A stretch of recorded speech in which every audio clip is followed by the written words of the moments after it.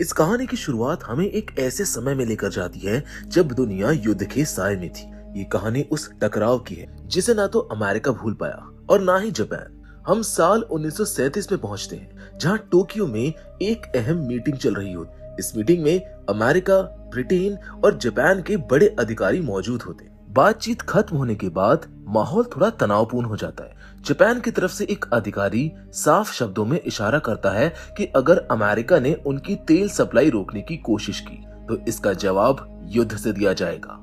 उस समय ये बात सिर्फ एक चेतावनी लगती है, लेकिन आने वाले समय में ये चेतावनी सच साबित होने वाली होती है। इसके बाद कहानी कुछ साल आगे बढ़ती है और हम 1941 में पहुंच जाते हैं। अब दृश्य बदलकर खुले समुद्र का हो जाता है, जहां अमेरिकी नेवी की एक टीम अभ्यास कर रही होती है। इस टीम को एक पायलट लीड कर रहा होता है, जो आसमान में अपने शानदार स्टंट दिखा रहा होता है। उसकी उड़ान देखकर साफ पता चलता है कि वो अपने काम में बेहद माहिर है, लेकिन उसके इस अंदाज से उसके सीनियर खुश नहीं होते हैं। अब जैसे ही वो वापस आता है, उसको डांट पड़ती है क्योंकि उसे इस तरह के जोखिम भरे करतब नहीं करने चाहिए थे। उधर दूसरी ओर हालात अचानक बहुत तेजी से बदल जाते हैं। बिना किसी चेतावनी के जापान अमेरिका पर हमला कर देता है। ये हमला इतना अचानक और खतरनाक होता है कि अमेरिकी बेस पर खड़े जहाजों को संभलने का मौका तक नहीं मिलता।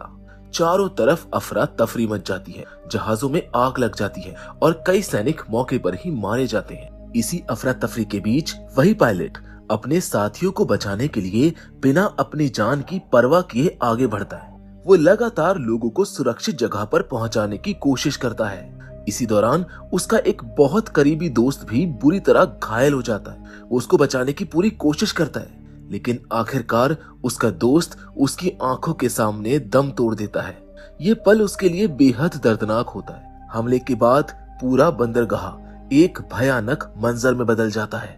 चारों तरफ जलते हुए जहाज, धुआं और घायल लोग दिखाई देते हैं। इन सबको देखकर हर कोई अंदर से हिल जाता है। पायलट भी इस हादसे से पूरी तरह टूट जाता है, खासकर जब उसे अपने दोस्त की मौत की खबर मिलती है। वो जाकर अपने दोस्त के शरीर को देखता है, जो पूरी तरह जल चुका होता है। उसे अपने दोस्त की कुछ यादगार चीजें दी जाती हैं, जिन्हें उसे उसके परिवार तक पहुंचाना होता है। ये जिम्मेदारी उसके दर्द को और बढ़ा देती है। उधर अमेरिकी अधिकारी अब पूरी तरह सतर्क हो जाते हैं। उन्हें समझ आ जाता है कि अब ये सिर्फ एक हमला नहीं है, बल्कि एक बड़े युद्ध की शुरुआत है। लेकिन सबसे बड़ी समस्या ये होती है कि उन्हें ये नहीं पता कि जापानी सेना कहां से हमला कर रही है और कैसे इतनी आसानी से उन्हें नुकसान पहुंचा रही है। इसी वजह से वो लगातार दुश्मन की तलाश में जुट जाते हैं।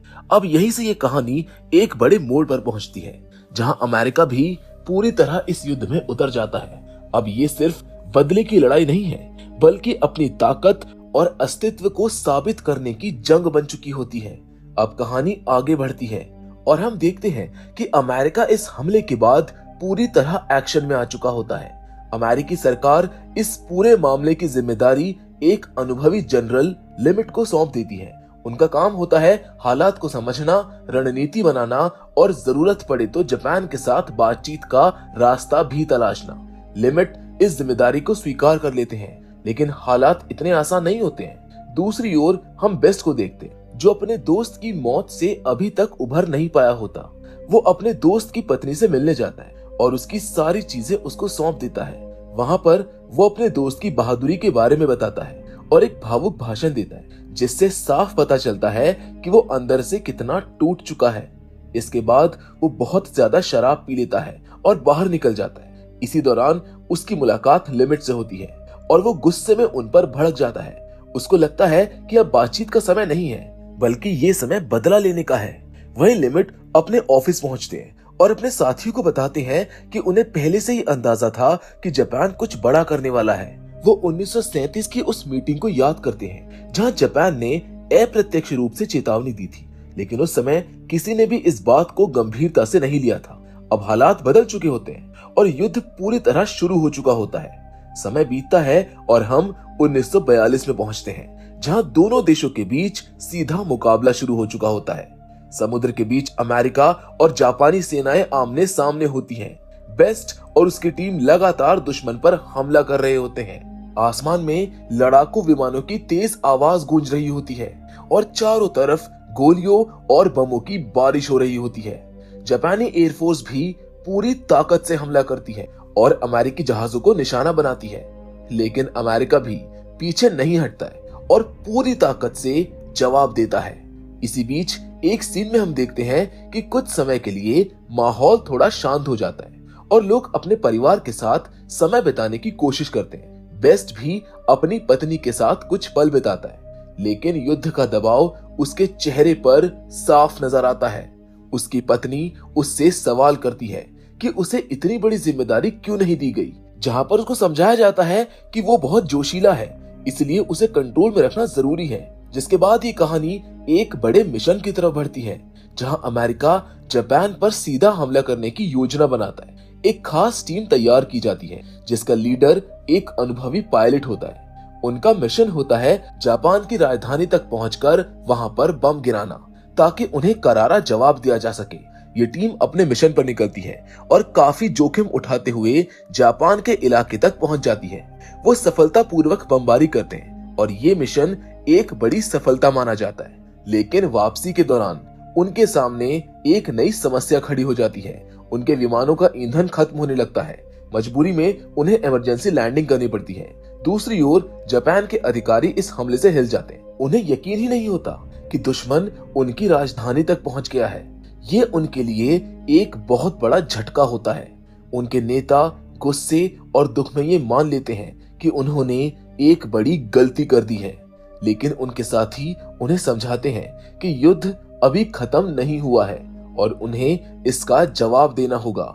इधर जिन पायलट्स ने हमला किया था वो चीन के इलाके में उतरते हैं। वहां के लोग उनको पकड़ लेते हैं क्योंकि वो उनकी भाषा नहीं समझ पाते। लेकिन जब एक स्थानीय व्यक्ति उनको समझाता है कि ये लोग जापान के खिलाफ लड़ रहे हैं, तब माहौल बदल जाता है। लोग समझ जाते हैं कि ये दुश्मन नहीं बल्कि उनके साथी हैं। फिर वो उनकी मदद करने लगते हैं। अब यहीं से कहानी और भी रोमांचक हो जाती है, जहां युद्ध सिर्फ हथियारों का नहीं बल्कि हिम्मत, रणनीति और जज्बे का बन जाता है। जिसके बाद ये कहानी तेज रफ्तार पकड़ती है। जब अमेरिकी पायलट्स चीन में उतरते हैं तो वहां के लोग उनको पहचान नहीं पाए थे, लेकिन अब वो लोग उनका स्वागत करते हैं और उन्हें अपने गांव की तरफ ले जाने लगते हैं। लेकिन रास्ता आसान नहीं होता, क्योंकि बीच में जापानीज उनके ऊपर हमला कर देते हैं, जिससे उनके कई विमान तबाह हो जाते हैं।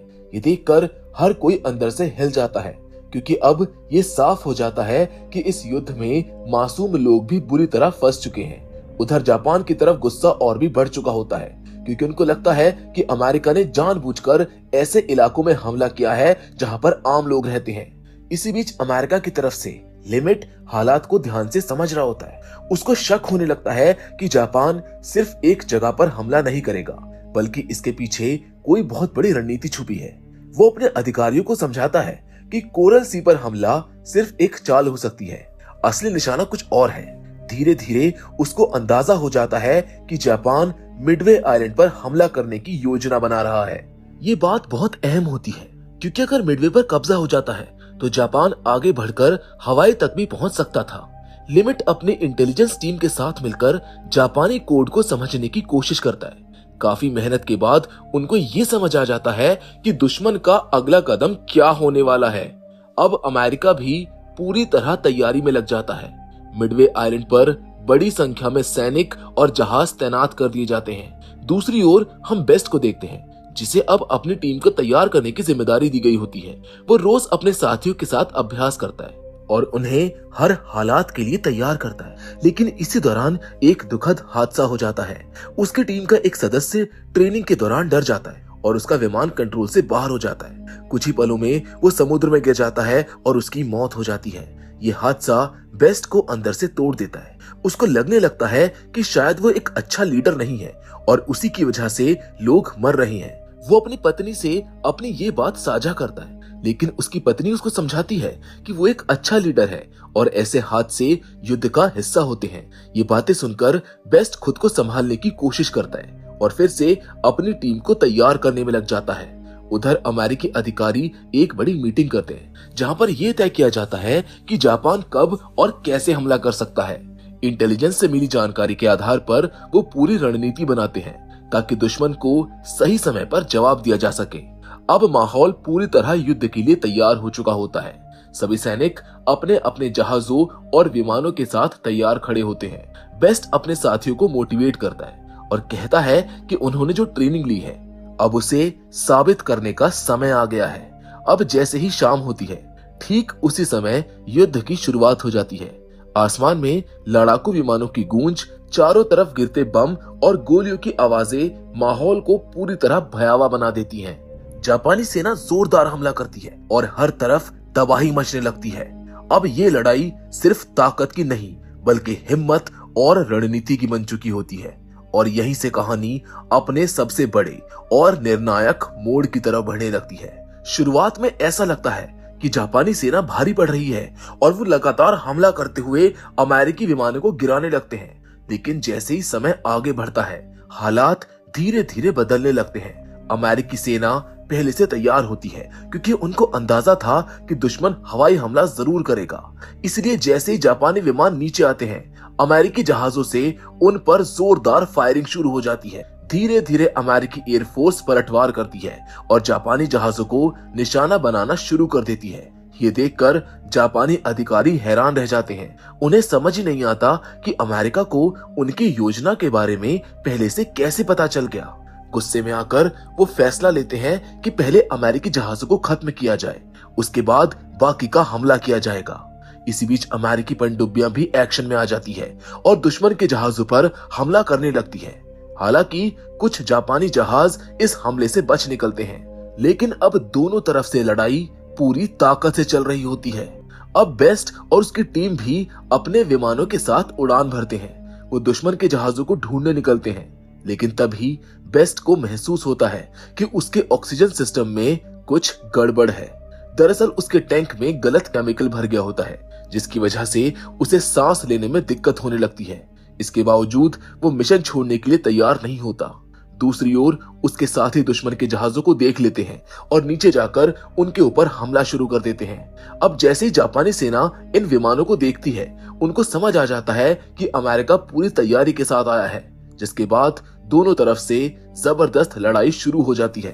अमेरिकी पायलट्स लगातार नीचे जाकर बम गिराते हैं और एक एक करके जापानी जहाजों को नुकसान पहुंचाते हैं। इस दौरान कई पायलट घायल भी हो जाते हैं, लेकिन कोई पीछे हटने को तैयार नहीं होता। धीरे धीरे अमेरिकी हमले का असर दिखने लगता है और दुश्मन के बड़े जहाज भी तबाह होने लगते हैं। इधर बेस्ट अपनी हालत खराब होने के बावजूद भी लड़ाई को जारी रखता है। उसके मुंह से खून आने लगता है, लेकिन वो हार नहीं मानता। वो अपनी टीम को लगातार मोटिवेट करता रहता है और उनको याद दिलाता है कि ये सिर्फ एक लड़ाई नहीं बल्कि अपने देश और अपने साथियों के लिए बदला है। कुछ ही देर में अमेरिकी सेना पूरी ताकत से हमला करती है और जापानी जहाजों को बुरी तरह नुकसान पहुंचाती है। ये देखकर जापानी अधिकारी भी समझ जाते हैं कि अब हालात उनके हाथ से निकल रहे हैं, लेकिन फिर भी वो हार मानने को तैयार नहीं होते। आखिरकार जैसे जैसे शाम होने लगती है युद्ध का रुख पूरी तरह बदल जाता है। अमेरिकी सेना एक के बाद एक दुश्मन के जहाजों को खत्म कर देती है। अब समुद्र में कोई बड़ा जापानी जहाज नहीं बचता। ये देखकर सभी अमेरिकी सैनिक राहत की सांस लेते हैं और धीरे धीरे अपने जहाजों की तरफ लौटने लगते हैं। लेकिन इस जीत के पीछे बहुत बड़ा संघर्ष, हिम्मत और बलिदान छिपा होता है और यहीं से कहानी ये अपने अंतिम पड़ाव की ओर बढ़ने लगती है। अब लड़ाई खत्म होने के बाद धीरे धीरे सारे विमान वापस अपने जहाज और यूएस एयरबेस पर लौटने लगते हैं। एक एक करके पायलट्स उतरते हैं, लेकिन सबकी नजरें सिर्फ एक इंसान को ढूंढ रही होती है और वो था बेस्ट। वो अभी तक वापस नहीं आया होता और इसी वजह से सभी लोग चिंतित होकर आसमान की तरफ देखते हैं। दूसरी ओर कहानी हमें अमेरिका के उन घरों में ले जाती है जहां सैनिकों के परिवार इंतजार कर रहे होते हैं। कई घरों में दुखद खबरें पहुंचती है कि उनके अपने इस युद्ध में जान गंवा चुके हैं। ये माहौल बहुत भारी होता है। वहीं बेस्ट की पत्नी भी बेसब्री से उसकी खबर का इंतजार कर रही होती है, लेकिन जब उसे कोई सूचना नहीं मिलती तो उसकी चिंता और बढ़ जाती है। उधर वापस समुद्र में अचानक से एक विमान दूर से बेस की तरफ आता दिखाई देता है। सभी की सांसें थम जाती है और जैसे ही वो करीब आता है पता चलता है कि उसमें बेस्ट है। उसे जिंदा देखकर सबको राहत मिलती है। इसी समय जापानी सेना की हालत बेहद खराब हो चुकी होती है। उनके कई जहाज बुरी तरह क्षतिग्रस्त हो चुके होते हैं और डूबने लगते हैं। हालात को समझते हुए उनके अधिकारी एक बड़ा फैसला लेते हैं। वो अपने ही जहाजों को खुद नष्ट करने लगते हैं ताकि वो दुश्मन के हाथ ना लग सके। कुछ सैनिक अपनी जान की परवाह किए बिना वहीं पर डटे रहते हैं। धीरे धीरे जितने भी जापानी सैनिक जिंदा बचते हैं वो पीछे हटने लगते हैं। इस तरह ये युद्ध खत्म होता है और जीत अमेरिका के हिस्से में आती है। इसके बाद पूरे देश में इस जीत का जश्न मनाया जाता है। जिन सैनिकों ने इस लड़ाई में हिस्सा लिया उन्हें हीरो की तरह सम्मान दिया जाता है। उनके नाम इतिहास में दर्ज हो जाते हैं। खास तौर पर बेस्ट, जिसने एक ही दिन में कई दुश्मन जहाजों को तबाह किया, उसे एक महान पायलट के रूप में याद किया जाता है। आगे चलकर वो इस पूरे अनुभव को एक किताब के जरिए दुनिया तक पहुंचाता है ताकि लोग इस कहानी को जान सके। ये सिर्फ एक युद्ध की कहानी नहीं थी, बल्कि हिम्मत, त्याग और देश के लिए सब कुछ कुर्बान कर देने वाले जज्बे की कहानी थी। इस पूरी कहानी में हमने देखा कि कैसे कुछ लोग अपनी जान की परवाह किए बिना आगे बढ़ते हैं ताकि उनके पीछे खड़े लाखों लोग सुरक्षित रहें। ये कहानी हमें ये भी सिखाती है कि असली हीरो वही होते हैं जो मुश्किल समय में हार नहीं मानते, चाहे हालात कितने ही खराब क्यों ना हो जाए। और कभी कभी जीत सिर्फ दुश्मन को हराने में नहीं होती, बल्कि खुद के डर पर काबू पाने में होती है। पहले अगर आपको ऐसी सच्ची घटनाओं पर आधारित दमदार और इमोशनल कहानियां पसंद हैं, तो इस वीडियो को लाइक जरूर करें, अपने दोस्तों के साथ शेयर करें और हमारे चैनल को सब्सक्राइब करना ना भूलें। बाकी आप हमको कमेंट करके जरूर बताना कि इस पूरी कहानी का कौन सा हिस्सा आपको सबसे ज्यादा इमोशनल या फिर इंस्पायरिंग लगा। तो इसी के साथ मिडवे की ये शानदार कहानी यहीं पर खत्म हो जाती है, लेकिन आप जानते हैं हम आपसे जरूर मिलेंगे, और वो भी एक और नई जबरदस्त कहानी के साथ। पर तब तक के लिए धन्यवाद।